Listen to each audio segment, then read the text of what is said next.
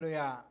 오늘도 예배에 동참한 모든 성도님들에게 우리 하나님의 은혜와 사랑이 충만하게 임하시길 축복합니다.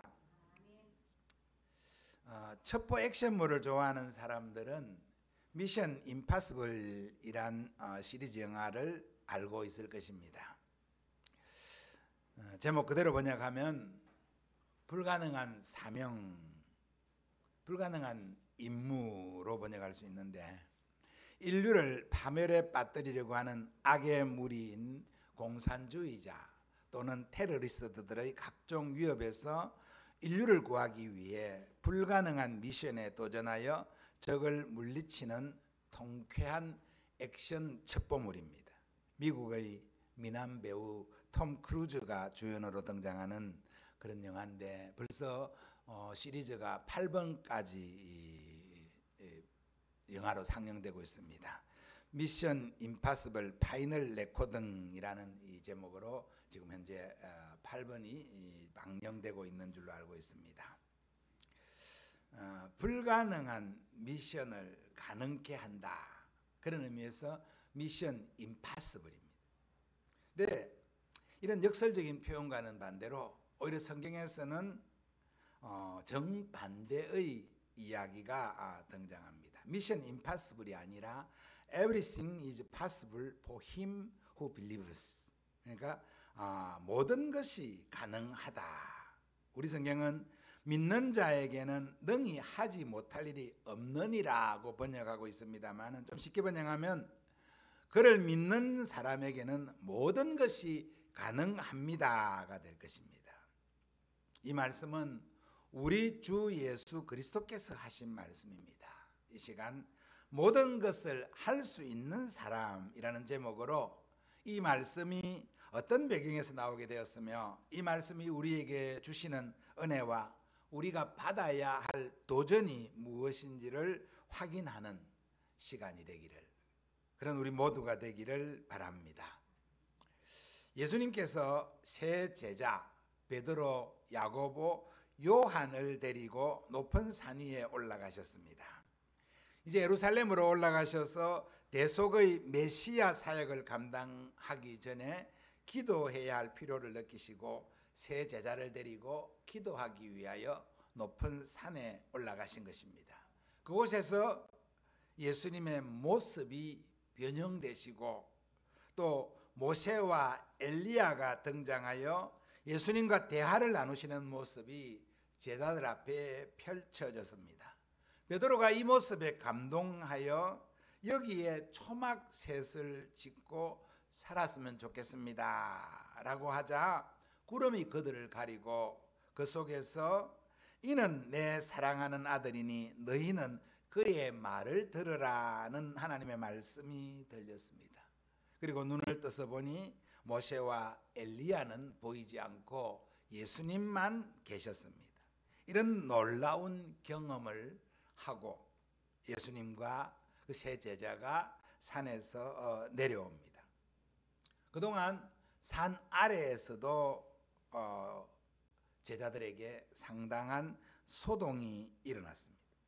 제자들이 모여 있는 곳으로 귀신 들려 말도 하지 못하고 경련을 일으키며 자주 쓰러지기를 반복하는 아들을 둔 한 아버지가 그 아이를 데리고 귀신을 내쫓아 달라고 제자들에게 찾아온 것입니다. 그래서 그 모습을 보기 위하여 많은 사람들이 제자들 주위로 모였습니다. 그 중에는 바리새인들과 서기관들도 다수 포함되었습니다.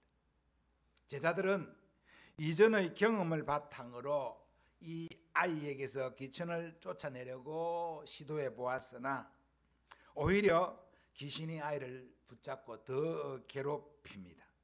이 모습을 본 서기관들이 제자들을 조롱하며 제자들이 한 것이 엉터리다라고 하고, 제자들은 그렇지 않다고 변론을 하는 그러한 모습이 본문의 배경입니다.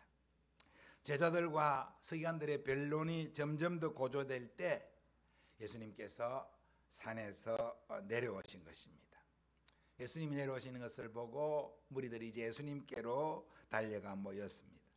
예수님께서 무슨 소동이냐라고 물으시자 귀신 들린 아이의 아버지가 예수님께 나와 자초지종을 아뢰며 예수님의 도움을 구하는 것입니다. 요약하면 만일 당신이 무엇을 할 수 있거든 우리를 불쌍히 여겨서 도와달라고 했습니다. 그때 예수님 하신 말씀이 오늘 설교의 제목입니다. 23절입니다. 우리 같이 한번 읽겠습니다. 시작. 예수께서 이르시되 할 수 있거든이 무슨 말이냐 믿는 자에게는 능치 없느니라 하시니 아멘. 이 말씀을 모든 것을 할 수 있는 사람이라는 제목으로 바꿔서 살펴보고자 하는 것입니다. 모든 것을 할 수 있는 사람 예수님입니다. 예수님이 모든 것을 할 수 있는 사람입니다. 25절부터 27절까지의 말씀을 우리가 한번 읽어보겠습니다. 시작. 예수께서 무리가 모이는 것을 보시고 그 더러운 귀신을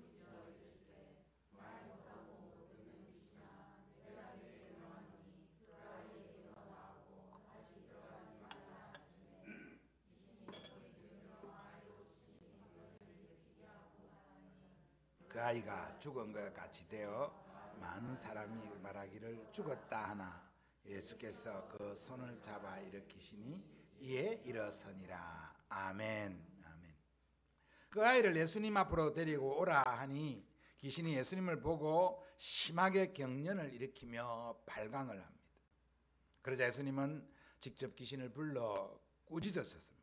그 아이에게서 나오고 다시 들어가지 말라고 명령하셨습니다.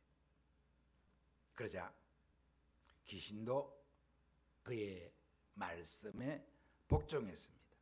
물론 귀신이 예수님의 말씀에 아주 겸손하게 순종한 것은 아니었지만 예수님의 말씀에 예수님의 명령에 따를 수밖에 없었습니다. 그래서 그 아이를 쓰러뜨리고 귀신은 그곳에서 그 아이에게서 나왔습니다. 왜 그렇습니까? 왜 그 귀신이 예수님의 명령에 따를 수밖에 없었습니까? 예수님이 바로 그리스도시요 하나님의 아들이시기 때문입니다. 그 사실을 귀신이 알고 있었던 것입니다. 우리가 9장을 읽었습니다. 앞에 8장에 보면 예수님께서 가이사라 빌립보 지방에 갔을 때 예수님께서 제자들에게 물으셨습니다.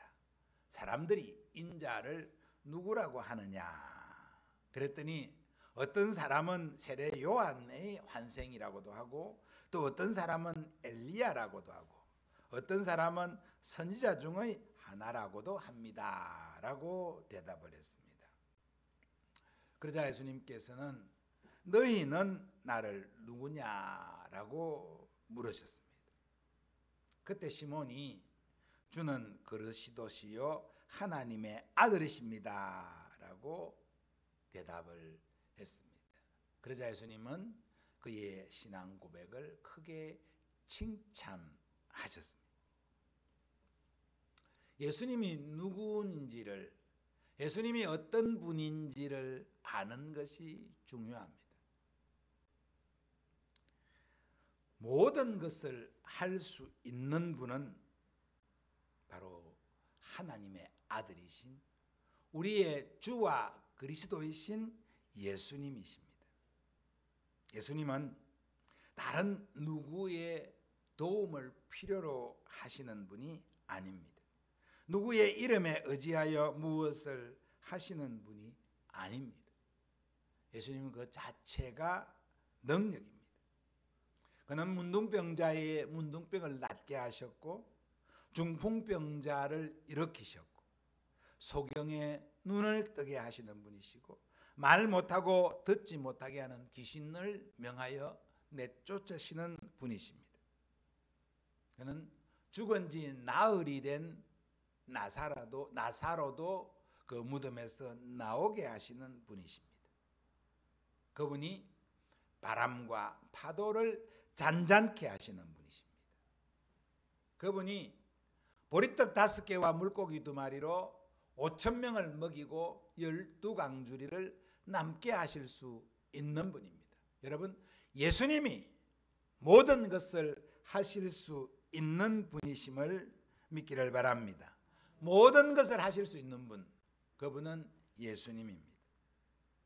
우리의 주와 그리스도이신 예수님은 모든 것을 가능케 하시는 분, 모든 것을 하실 수 있는 능력의 본질이심을 믿기를 축복합니다. 내가 할 수 있는 게 아닙니다. 나는 할 수 없습니다. 그러나 주님은 하실 수 있는 분입니다. 우리 부모는 할 수 없습니다. 내 자녀도 할 수 없습니다. 그러나 예수님은 하실 수 있는 분입니다. 그분이 바로 저와 여러분을 사랑하시는 분이고, 그분이 바로 저와 여러분을 구원하신, 저와 여러분을 구원하기 위하여 이 땅에 오셔서 살찢고 피 흘려 우리를 대속하신 예수 그리스도이십니다. 예수님이 모든 것을 할 수 있는 사람, 할 수 있는 분이라는 사실을 더욱 굳건하고 확실하게 믿는 저와 여러분 되기를 축복합니다. 자, 모든 것을 할 수 있는 사람, 주 예수를 믿는 사람이 모든 것을 할 수 있는 사람입니다. 23절 24절 말씀을 다시 같이 읽겠습니다. 시작. 예수께서 이르시되 할 수 있거든이 무슨 말이냐, 믿는 자에게는 능히 하지 못할 일이 없느니라 하시니, 곧 그 아이의 아버지가 소리를 질러 이르되 내가 믿나이다, 나의 믿음 없는 것을 도와주소서 하더라. 아멘. 제자들이 쫓아내지 못한 귀신이 들린 아이를 예수님께로 데려오자 그 귀신이 예수를 보고 아이로 하여금 더 심한 경련을 일으키게 했습니다. 사람들은 예수님의 능력을 모르지만 귀신은 예수님의 능력을 이미 알고 있었습니다. 이 장면에 당황한 아이의 아버지가 예수님께 할 수 있거든 무엇이든지 할 수 있는 대로 아이에게 조치를 좀 취해달라고 부탁했습니다. 아이가 갑자기 경련을 일으켜 쓰러지니 그 아이의 아버지가 몹시 당황을 하지. 고쳐달라고 데려왔는데 오히려 정세가 더 악화되어 가니까 이 아버지가 당황할 수밖에 없었습니다. 그래서 뭘 하든지 지푸라기라도 잡는 심정으로 뭘 하든지 해서 우리 아이를 좀 이렇게 진정시켜 달라고 그렇게 요청하는 것입니다. 이에 예수님께서는 할 수 있거든이 아니라 믿어야 한다고 말씀합니다. 할 수 있거든이 무슨 말이냐? 믿는 자에게는 능히 하지 못할 일이 없느니라고 말씀하시며, 할 수 있거든이 아니라 믿어야 한다라고 말씀하고 있습니다. 여기서 우리는 역사하는 믿음의 중요한 원리를 확인할 수 있습니다. 능력의 근원인 예수님을 믿는 믿음을 가져야 한다는 것입니다. 여러분, 믿음이라고 다 같은 믿음이 아닙니다. 방금 8장에서 살펴본 것처럼 그 당시 예수님의 행하시는 그 능력 표적을 보고 사람들은 예수님에 대해서 세례 요한이라고, 이를 대표적으로 말하는 사람은 헤롯이 그렇게 말했죠. 세례 요한이라고. 또 어떤 사람은 엘리야라고, 구약시대에 많은 능력을 행사했던, 그리고 구름을 타고 불병거를 타고 하늘로 올라가신 엘리야가 다시 완성해서 능력을 베푼다, 이렇게 표현합니다. 또 어떤 사람은 구약의 위대한 선지자들 가운데 한 명이 환생한 것처럼 선지자와 같다, 이렇게 믿고 있었다라고 했습니다. 그 믿음 갖고는 안 된다는 거죠. 그래서 예수님께서는 너희는 어떻게 믿느냐라고 물어졌던 것입니다. 예수님에 대해서 그 정도 믿음 갖고는 안 된다는 것이죠. 당시의 서기관들과 율법의 선생들, 그리고 장로들은 율법과 그들의 유전을, 그들의 전통을 믿고 있었습니다. 그거 갖고 안 된다는 것이죠. 귀신의 왕 바알세붑을 믿는 사람들도 있었나 봅니다.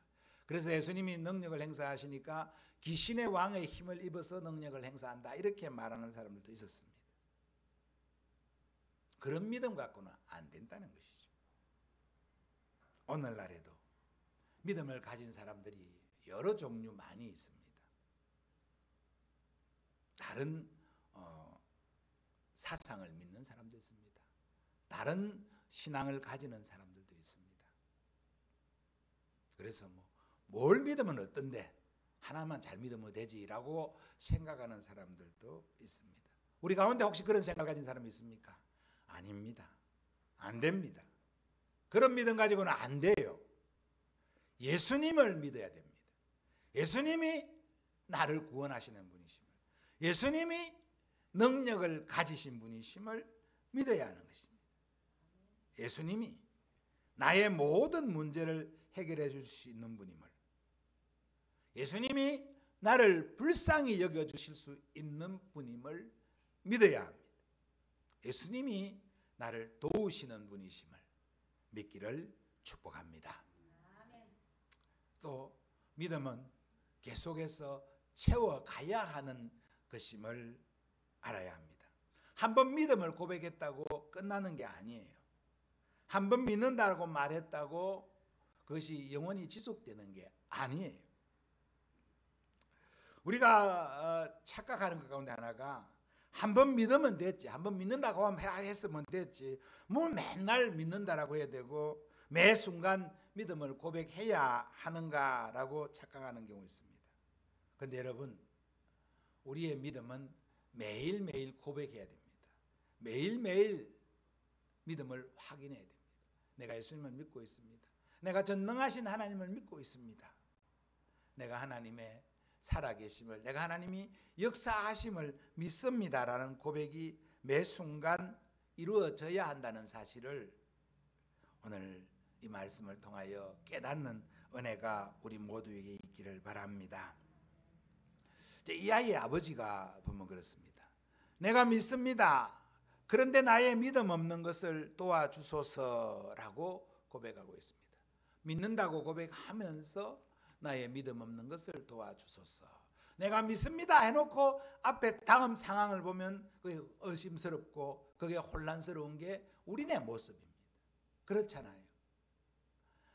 상황 앞에 두면, 상황을 앞에 만나기 전에 내가 주님을 믿습니다라고 했는데 상황을 딱 만나면 그 상황에 그 바람 앞에 흔들립니다. 시몬 베드로가 그랬지요.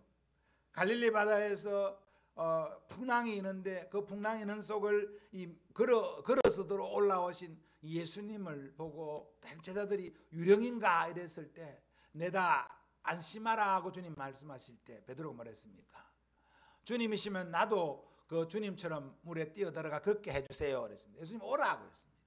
그때 베드로가 그 당시 예수님을 바라보면서 발걸음을 내딛었습니다. 그래서 베드로가 물에 빠지지 않고 걸었어요. 물 위에서. 그런데 그 다음 순간 바람 몰아치는 풍랑을 보고 두려웠습니다. 내가 왜 물에 있지? 그저야 그 물에 빠져들었습니다. 그래서 예수님께서 왜 의심하였느냐 하고 그를 일으켜 세우지 않았습니까? 우리 상황이 그렇습니다. 우리가 그렇게 연약한 존재들입니다. 그래서 믿음이 계속해서 고백되어져야 한다는 것입니다. 내가 믿습니다 라고 말이 떨어지기도 전에 나의 믿음 없는 것을 도와주소서. 이 아버지의 고백이 어쩌면 솔직한 고백입니다. 믿느냐라고 하니까 내가 믿습니다. 그런데 지금까지의 상황을 보니까 안 되는 게 많습니다. 그래서 내 믿음이 흔들리지 않도록 도와주소서. 이렇게 고백하고 있는 것입니다. 이게 믿음의 원리입니다. 여러분, 나는 예수님을 믿는데 나 예수님 믿고 있습니다. 흔들림 없이 믿고 있습니다. 예수님이 갈보리에서 십자가를 지시고 죽으시고 사흘 만에 부활한 것 내가 믿고 있습니다. 확신을 가지고 있지만 그러나 당면하는 문제 앞에서 흔들릴 때가 얼마나 많습니까? 저와 여러분 모두가 그렇지 않습니까? 그래서 날마다 믿음을 고백해야 하고 날마다 믿음을 달라고 나의 믿음 없는 것을 채워달라고 불쌍히 여겨달라고 기도해야 하는 것입니다. 이것이 우리 믿음의 원리입니다. 믿기를 바랍니다. 자, 모든 것을 할 수 있는 사람, 기도하는 사람이 모든 것을 할 수 있는 사람인 것을 오늘 말씀이 우리에게 가르치고 있습니다. 28절 29절 말씀을 같이 한번 읽어보겠습니다. 시작. 집에 들어가심에 제자들이 조용히 묻자오되 우리는 어찌하여 능히 그 귀신을 쫓아내지 못하였나이까. 이르시되 기도 외에 다른 것으로는 이런 종류가 나갈 수 없느니라 하시니라. 아멘. 귀신 들려 고통받는 아이를 치료하여 그 아버지에게 돌려주고 서기관들의 변론도 잠잠케 하신 후 예수님은 제자들과 함께 집으로 들어가셨다고 했습니다. 이제 쉴 곳으로 이제 그 일을 상황을 정리하고 다음 단계로 나아가는 그런 예수님의 모습을 이렇게 표현을 하고 있습니다. 그때 그 집에 들어갔을 때 제자들이 예수님께 나와서 물었습니다. 아마도 막 공개적으로 있는 게 아니라 그냥 예수님이 계신 곳에 조용히 찾아와서 이렇게 물었을 것입니다. 아마 산 아래에 있던 제자들이겠지요. 우리는 어째서 귀신을 쫓아내지 못했습니까? 우리는 어째서 귀신을 쫓아내지 못했습니까? 따지듯이 하소연하고 있는 것 같지 않습니까? 그냥 뭘 배우려고 뭘 좀 하려고 이렇게 겸손하게 질문하는 것이 아니라 상황을 정리하고 나서 예수님이 좀 쉬시려고 하는데 제자들이 예수님 찾아와서 항의하는, 따지는 듯이 묻습니다. 왜 우리는 안 됐습니까? 이거죠. 제자들이 왜 이렇게 물었겠습니까? 이미 제자들도 귀신을 쫓아내고 사람들의 병을 고쳐준 그런 경험들이 있었습니다. 6장 7절에 보면 12제자를 부르사 둘씩 보내심에 더러운 귀신을 제어하는 권능을 주시고 라고 했습니다. 그리고 이어지는 12절 13절에 보면 제자들이 나가서 회개하라 전파하고 많은 귀신을 쫓아내며 많은 병자에게 기름을 발라 고치더라고 기록하고 있습니다. 마가복음입니다. 같은 마가복음. 지금 우리 9장을 보고 있잖아요. 좀 앞에 6장에 그런 기록이 있다는 것입니다. 이 일이 있고 난 후에 계속하여 예수님과 제자들이 함께 다니면서 복음을 전파하고 각종 병 고치는 일에 제자들 역시 동참하고 그 수종 들고 있었습니다. 그런데 예수님께서 세 제자 베드로와 야고보 요한을 데리고 산으로 가신 이후에 제자들에게 사람들이 찾아와서 고쳐달라고 했는데 왜 안 됐습니까? 그래서 왜 우리가 사람들에게 조롱을 받고 무시를 당하게 했느냐 이렇게 예수님께 따지듯이 묻고 있지 않습니까? 여러분, 이 제자들의 모습에서 여러분의 모습이 오버랩 되지 않습니까? 여러분의 모습이 이렇게 보여지지 않습니까? 잘못은 우리가 해놓고 실수는 우리가 해놓고 주님께 왜 그때 주님 나 안 도와줬습니까? 왜 그때 주님이 나에게 힘을 주지 않았습니까? 라고 따지고 삐질 때가 많지 않습니까?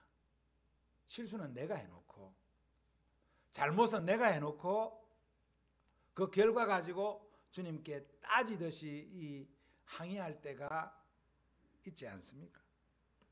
그런 경험이 있는 분들은 그런 경험이 많은 분들은 회개하시기 바랍니다. 주님이 힘이 없어서 주님이 능력이 없어서가 아니라 내가 주님께 제대로 간구하지 않았고 내가 주님의 말씀에 순종하지 않았기 때문에 그래 됐는데 오히려 주님께 왜 안 그러셨냐고 따지는 이런 우리의 모습은 오늘 이 말씀을 통하여 깨닫고 고쳐지기를 바랍니다. 다시 본문으로 돌아가 봅니다. 이르시되 기도 외에 다른 것으로는 이런 종류가 나갈 수 없느니라. 29절이죠. 그렇게 따지는 제자들에게 예수님이 하신 말씀입니다. 제자들에게 기도하지 않았기 때문이라고 말씀하셨습니다. 그리고 예수님의 사역과 예수님의 모습을 한번 봅니다. 예수님의 능력의 본질 근원이라고 했습니다. 모든 것을 할 수 있는 분은 예수님 자신이라고 했습니다. 예수님은 사실은 기도하지 않고도 하실 수 있는 분입니다. 예수님이 기도해서 하는 분은 아니에요. 기도하지 않고도 하실 수 있는 분이십니다. 그런데 예수님께서 공생의 사역을 하실 동안, 육신을 입고 이 땅에 계실 동안에 이 복음서 마태복음, 마가복음, 누가복음, 요한복음을 통틀어 볼 때 예수님은 늘 기도하시는 분이셨습니다. 항상 기도했습니다. 기도하신 이후에 공생애를 시작하셨고, 기도하신 이후에 제자들을 선택하셨고, 기도하신 이후에 보리떡 역사를 일으키셨고, 기도하신 이후에 제사장들에게 체포당하셨고, 십자가에서 못 박히셨고, 기도하신 이후에 그의 목숨을 거두셨습니다. 예수님은 기도로 시작하고 기도로 진행하고 기도로 마치심으로 기도의 모범을 보이신 분이십니다. 그리고 제자들에게 너희가 기도하지 않았기 때문에 이런 일이 일어나지 않았다고 말씀하셨습니다. 그렇다면 기도하지 않으면 일이 안 된다라는 것이 예수님의 가르치심입니다. 거꾸로 말하면 기도하는 사람은 모든 것을 할 수 있는 사람이다라는 것입니다. 그런데 여러분, 같은 사건을 기록하고 있는 마태복음 17장에 보면 예수님께서 믿음이 없기 때문이다라고 기록을 하고 있습니다. 마태는 이 상황에서 믿음이 없었다라고 기록하고 있습니다. 어떤 면에서는 같은 말입니다. 기도와 믿음이 같은 의미로 읽혀지고 쓰여졌다는 것입니다. 그렇지 않습니까? 믿음 없는 사람이 기도하지 않습니다. 기도하지 않는 사람이 믿음이 없습니다. 근데 또 기도하는 사람이 믿음이 있는 사람입니다. 또 믿음 있는 사람은 오히려 더 기도하게 됩니다. 참, 이게 어떤 면에서는 보면 기독교의 신비라고 볼 수 있습니다. 믿는데, 믿은 사람, 믿음이 있는데 기도해야 됩니다. 기도하는 사람은 또 믿는 사람이 되는 겁니다.